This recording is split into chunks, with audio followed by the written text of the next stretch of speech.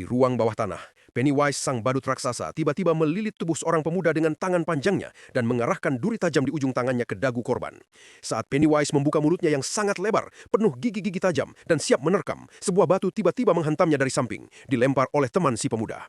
Terganggu, Pennywise melempar pemuda yang dililitnya hingga membentur tembok batu dan jatuh berguling kesakitan.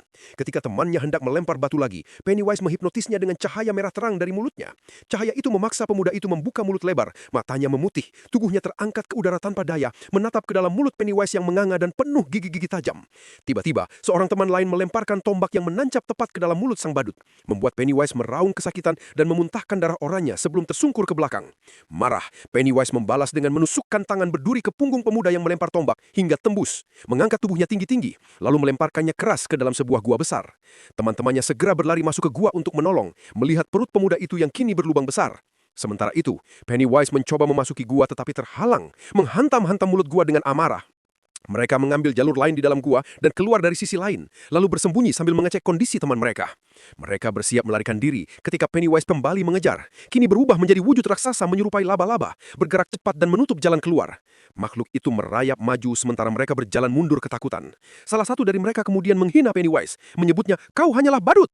Dan mendadak monster itu terdiam. Saat Pennywise hendak menerkam, gadis itu juga menghina dirinya, membuat Pennywise kembali terpaku.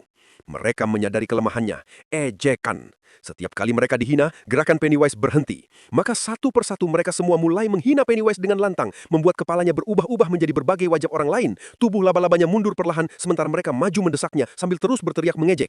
Pennywise akhirnya terpojok ke tepi tebing, mundur semakin dalam ke celah batu. Tubuhnya mengecil perlahan hingga hanya seukuran anak kecil.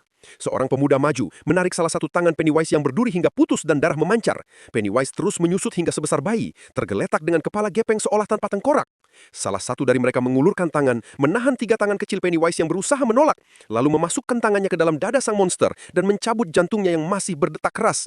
Mereka memegang jantung itu bersama-sama dan meremukkannya hingga hancur. Pennywise menjerit pilu, kepala dan seluruh tubuhnya retak, rontok, dan akhirnya hancur menjadi debu, mengakhiri ancaman badut mengerikan yang selama ini menghantui mereka.